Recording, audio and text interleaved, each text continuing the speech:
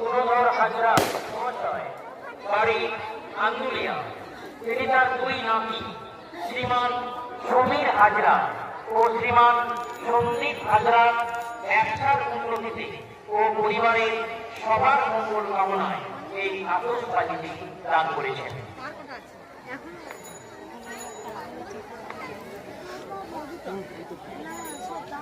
চলছে আতশবাজির অনুষ্ঠান। চাঁদপাত্র শ্রী শ্মশানকালী পুজো কমিটির পক্ষ থেকে